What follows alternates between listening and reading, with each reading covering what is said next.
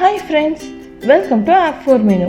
இன்னைக்கு நம்ம பார்க்க போற ரெசிபி Bisibelebath. இது ஜோதியோட ஸ்பெஷல் ரெசிபி. அவ பண்ணும்போதெல்லாம் ரொம்ப டேஸ்டியா யம்மியா இருக்கும். ஸோ வாங்க ஃப்ரெண்ட்ஸ், Bisibelebath எப்படி பண்ணுறதுன்னு பார்க்கலாம். எங்கள் சேனலோட இமீடியட் அப்டேட்ஸுக்காக சப்ஸ்கிரைப் பண்ணிக்கோங்க. பக்கத்துலேயே இருக்க பெல் ஐக்கான் கிளிக் பண்ணி மறக்காமல் ஆல்ங்கிற ஆப்ஷனையும் செலக்ட் பண்ணிக்கோங்க.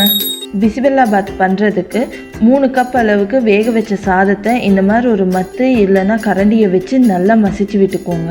அதோட 1 கப் வேக வச்ச துவரம் பருப்பை சேர்த்து நல்லா கலந்துக்கோங்க. சாதத்துக்கு தேவையான அளவு உப்பு கூட சேர்த்து நல்லா கலந்து விட்டுக்கோங்க. ஒரு குக்கரில் 1/2 கப் கத்திரிக்காய், 1/2 கப் உருளைக்கிழங்கு, 1/2 cup beans, 1/2 cup carrot, 1/2 cup பூசணிக்காய், 1/2 கப் க்ரீன் பீஸ், 2 கப் தண்ணி, இது எல்லாத்தையும் சேர்த்து 3 விசிலுக்கு இந்த காய்கறியெல்லாம் நல்லா வேக வச்சு எடுத்துடுங்க.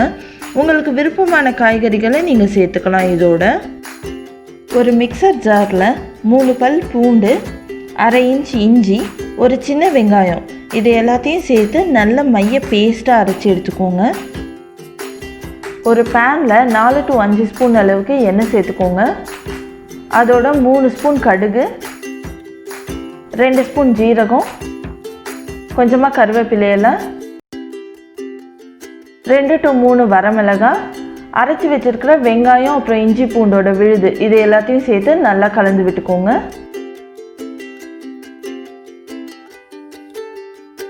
இதோட 1 கப் பொடியாக வெட்டின வெங்காயத்தை சேர்த்து வெங்காயம் ஓரளவுக்கு டிரான்ஸ்பரண்ட்டாக மாறுற வரைக்கும் நல்லா வதக்கிக்கோங்க. 1 கப் தக்காளி பொடியாக நறுக்குனதை சேர்த்து தக்காளி நல்லா மேஷியாக வதங்குற வரைக்கும் நீங்கள் வதக்கி விட்டுக்கோங்க. தக்காளி நல்லா வதங்கிடுச்சு. இதில் ஒரு சின்ன லெமன் சைஸுக்கு நீங்கள் புளியை ஊற வச்சு அதுலேருந்து 1 கப் புளி தண்ணியை சேர்த்து நல்லா வதக்கி விட்டுக்கோங்க. அதோட கொஞ்சமாக மஞ்சத்தூளையும் சேர்த்து நல்லா கலந்து விட்டுடுங்க. இதை இப்போ மூடி போட்டு ஒரு 5 நிமிஷத்துக்கு நல்லா வேக விடுங்க. 5 நிமிஷம் ஆனதும் நம்ம ஏற்கனவே வேக வச்சிருக்கிற காய்கறிகளை இதில் சேர்த்து நல்லா கலந்து விட்டுக்கோங்க.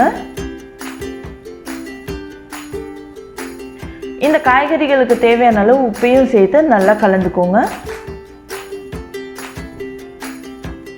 ஒரு மிக்சர் ஜாரில் 1/2 மூடி தேங்காயை சேர்த்து அதோட 5 காஷ்மீரி ரெட் சில்லி சேர்த்து நல்லா இதை பேஸ்ட்டாக அரைச்சி எடுத்துக்கோங்க. இந்த அரைச்சி வச்சுருக்க மசாலாவை இப்போ இதில் சேர்த்து நல்லா கலந்து விட்டுக்கோங்க. அதோட 8 to 10 ஸ்பூன் அளவுக்கு Bisibelebath பவுடரையும் சேர்த்து நல்லா கலந்து விட்டுக்கோங்க. உங்கள் டேஸ்ட்டுக்கு ஏற்ற மாதிரி நீங்கள் Bisibelebath பவுடரை சேர்த்துக்கோங்க. அதோட 1 கப் தண்ணியும் சேர்த்து நல்லா கலந்து விட்டுக்கோங்க. இதை மூடி போட்டு ஒரு 5 நிமிஷத்துக்கு நல்லா வேக விட்டுடுங்க. ஒரு 5 நிமிஷம் ஆனதும் நீங்கள் ஏற்கனவே ரெடி பண்ணி வச்சுருக்கிற சாதம் அப்புறம் பருப்போட மிக்சரை இதில் சேர்த்து நல்லா கலந்து விட்டுக்கோங்க.